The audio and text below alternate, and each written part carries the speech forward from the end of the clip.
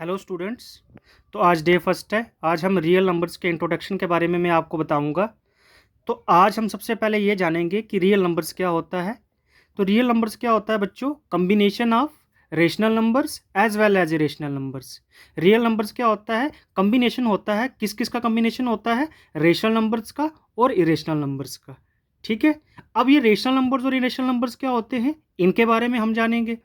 तो rational numbers क्या होते हैं बच्चे? ये वो नंबर्स होते हैं, these are those numbers which are in the form of p upon q, जो पी अपॉन क्यू की फॉर्म में होते हैं और क्यू जीरो के बराबर नहीं होता है। ठीक है। अब इसमें जो ये पी और क्यू है ये क्या है? तो पी और क्यू हमारे पास क्या है बच्चों?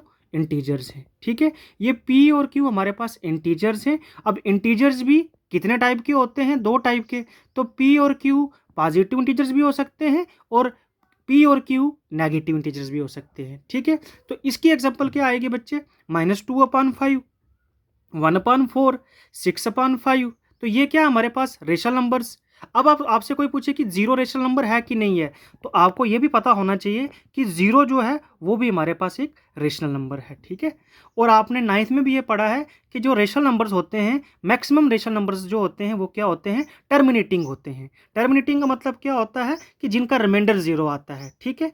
कुछ हमारे पास रेशनल नंबर्स ऐसे होते हैं जिनका रिमाइंडर जो है हमारे पास जीरो नहीं आता है, जिनकी डेसिमल रिपीट करता रहता है, जैसे 1/3। ठीक है। उसके बाद हमको ये पता होना चाहिए कि जो रेशनल नंबर्स होते हैं उनको किससे डिनोट किया जाता है? क्यू से डिनोट किया जाता है। किससे डिनोट किया जाता है? क्यू से।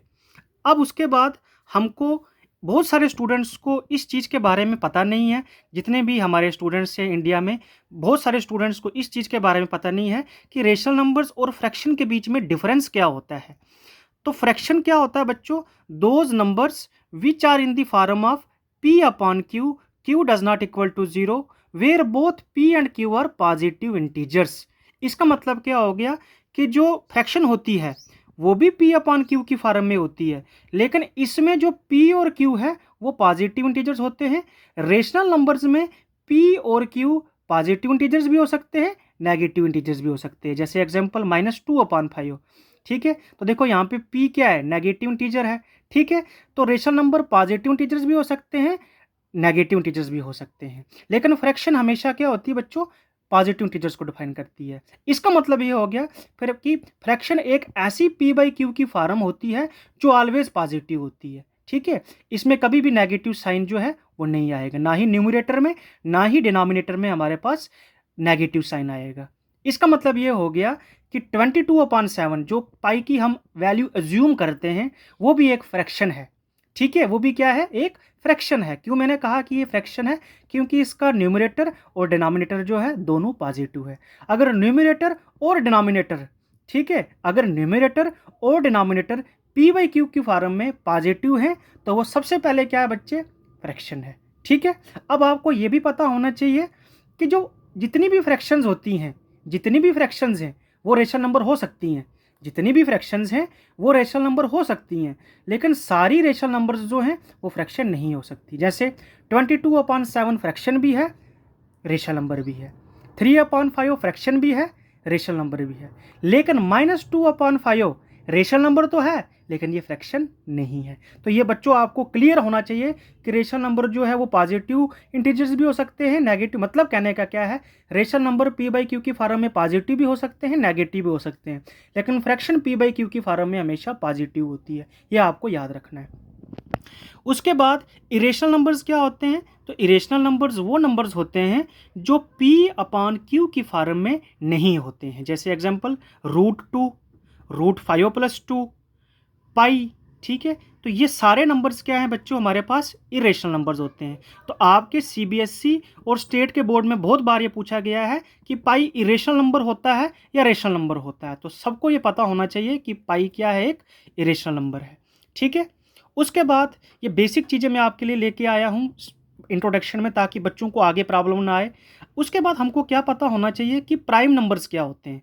तो सबको पता है, सबने पढ़ा है कि प्राइम नंबर्स वो नंबर्स होते हैं जिनके कितने फैक्टर्स होते हैं? दो फैक्टर्स होते हैं, एक खुद और एक वन। जैसे 2। अब मैं अगर आपको 2 के फैक्टर निकाल के दिखाऊं, अगर मैं आपको 2 के फैक्टर निकाल के दिखाऊं तो 2, तो 2 1 ज़ा 2, तो एक 2 आ गया और एक 1 आ गया। ठीक है, तो कितने फैक्टर्स हो गए इसके? 2 हो गए। मतलब या तो 2 के टेबल में आएगा या तो ये 1 के टेबल में आएगा। तो कितने फैक्टर हो गए बच्चों? 2 फैक्टर हो गए। ठीक है, उसके बाद अब आपसे बहुत बार ये भी पूछा जाता है कि स्मॉलेस्ट इवन प्राइम नंबर कौन सा है। तो अगर आपसे कोई पूछे कि स्मॉलेस्ट इवन प्राइम नंबर क्या है तो आपको पता होना चाहिए क्या है बच्चों? 2 है। ठीक है, समझ आ रही है? ये क्यों मैं आपको बता रहा हूँ, क्योंकि इसी के ऊपर आगे अभी आप देखोगे एक थ्योरम है जिसके बारे में बच्चों को मुझे बताना है। अब देखो बच्चे, और हमको क्या पता होना चाहिए कि कंपोजिट नंबर्स क्या होते हैं। तो कंपोजिट नंबर्स वो नंबर्स होते हैं जिनके 2 से ज़्यादा फैक्टर होते हैं। अब ये 2 से ज़्यादा फैक्टर का मतलब क्या हो गया? मतलब ये 2 से ज़्यादा टेबल में आता है। जैसे 9 9 के टेबल में भी आता है, 9 1 के टेबल में भी आता है और 9 3 के टेबल में भी आता है। तो देखो ना, ये 3 टेबल्स में आ गया। तो अगर ये 3 टेबल में आ गया तो इसके फैक्टर भी क्या हो गए? 2 से ज़्यादा। अगर 2 से ज़्यादा फैक्टर है तो वो कंपोजिट नंबर है। जैसे 6 1 के टेबल में भी आता है, 6 के टेबल में भी आता है, 2 के टेबल में भी आता है और 3 के टेबल में भी आता है। इसलिए ये क्या है बच्चों? कंपोजिट नंबर है। ठीक है, वैसे ही 8 जो है बच्चों, वो 8 के टेबल में भी आता है, 4 के टेबल में भी आता है, 2 के टेबल में भी आता है। तो ये भी क्या है बच्चों? कंपोजिट नंबर है। 92 जो है बच्चों, 92 जो है बच्चों हमारे पास, वो भी क्या है बच्चों? हमारे पास एक कंपोजिट नंबर है, क्योंकि ये भी 2 से ज़्यादा टेबल्स में आता है। ठीक है, समझ आ रही है मेरी बात?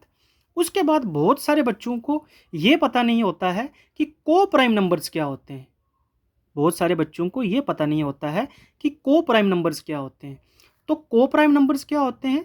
को प्राइम नंबर्स दो ऐसे नंबर्स होते हैं, को प्राइम नंबर्स दो ऐसे नंबर्स होते हैं जिनमें 1 के अलावा कोई कॉमन फैक्टर नहीं होता है।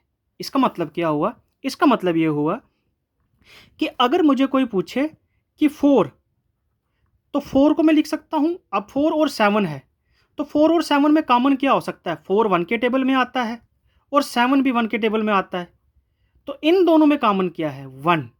मतलब 4 और 7 में 1 को छोड़ के क्या कोई दूसरा नंबर कॉमन आ रहा है?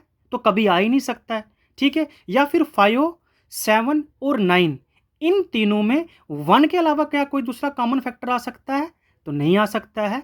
तो ये जो नंबर्स हैं, चाहे ये 2 नंबर हो, 3 नंबर हो या 4 नंबर हो, जैसे 4 नंबर के एग्जांपल बच्चों मैं आपको देता हूं। जैसे मैं कहता हूं 2 5 7 एंड 9, तो ये 4 नंबर्स भी क्या होंगे बच्चे? को प्राइम होंगे। क्यों को प्राइम होंगे?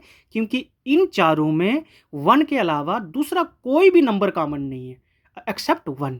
ठीक है, तो ये भी क्या है बच्चों? को प्राइम नंबर है। ठीक है, समझ आ रही है मेरी बात?